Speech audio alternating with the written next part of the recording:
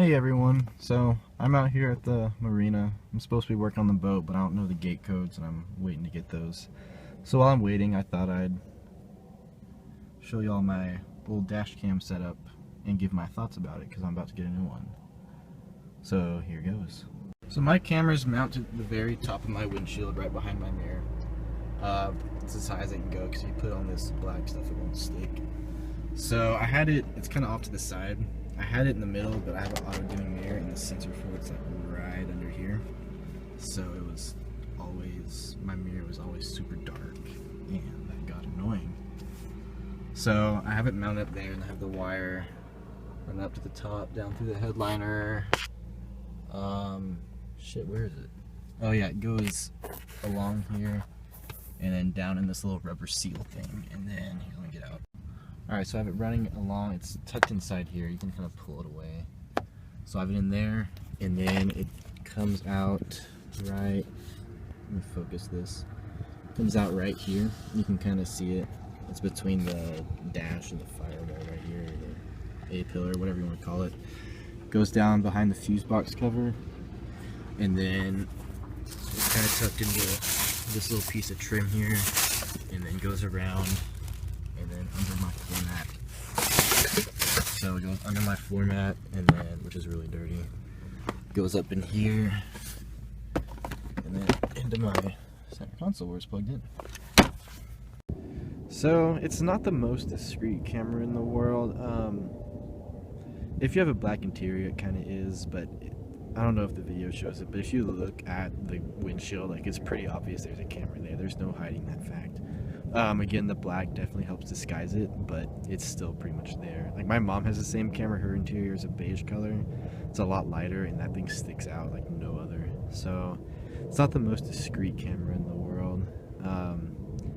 Honestly, as far as I know, there aren't very many cameras that are that discreet, that without getting into the, you know, like black view range, or just the ones that run you like $250, $300. Where was I? Oh yeah. Okay, so the camera comes with like this bright LED on the, just to the right of the lens to take pictures with, I guess. And I put some LED tape over that. Not electrical tape, excuse me. Can't talk. So that helped a lot.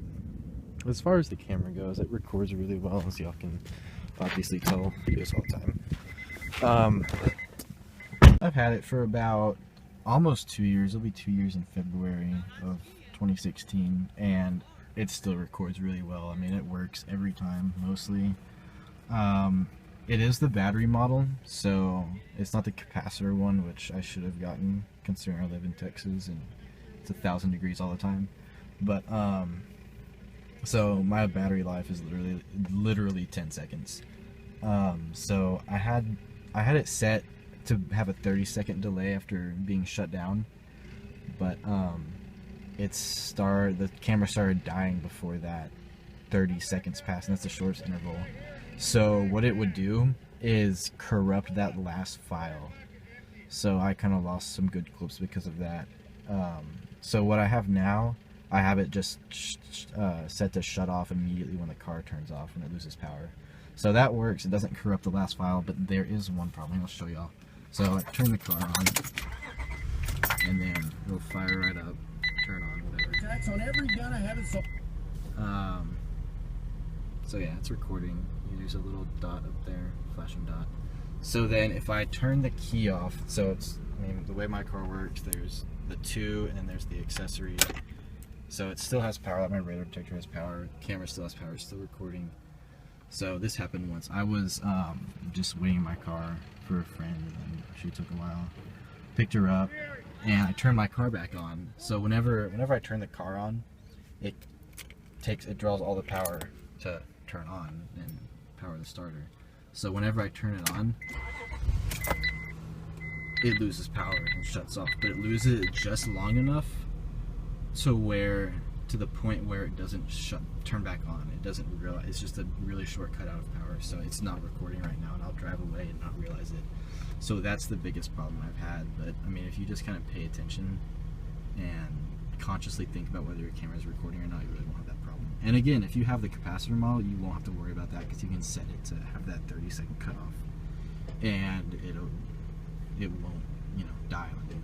So, all right, one more thing I thought of. This was actually kind of a issue I've had. So I have two G1. Well, I don't have two, but my mom has another G1W, and it has the same power cord. So this thing it gets wiggle loose really easily, because like all I had to do was move it, and now it doesn't have power. So it'll just come undone randomly, which is a problem. It's not just my car, it's done that in pretty much every car I've plugged it into, which is like 5, and it also does it in my mom's car too. So biggest design flaw of this camera is this little power cord. It just doesn't fit right. I don't know why, but it just comes loose really easily.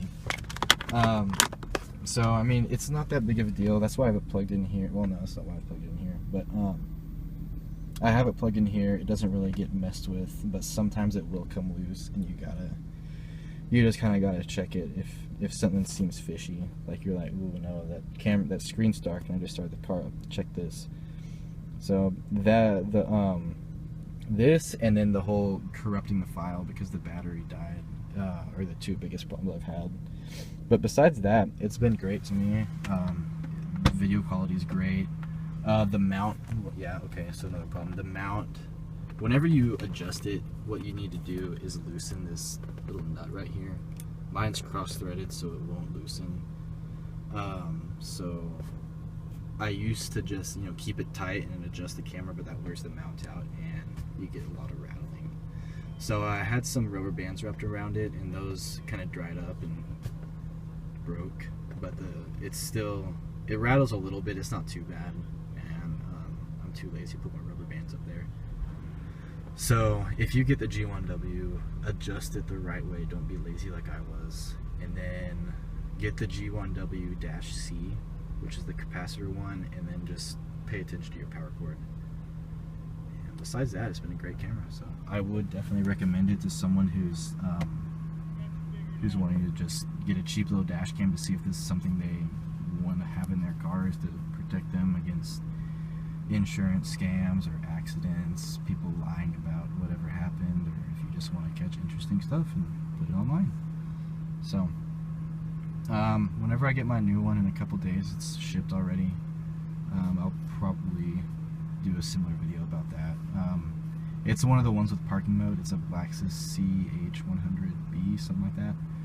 And so that's the parking mode, so I'll hardwire it. And I mean, there's like 1,000 videos that show how to do that, but if y'all want, I can show how that works. Yeah. Alright, thanks for watching.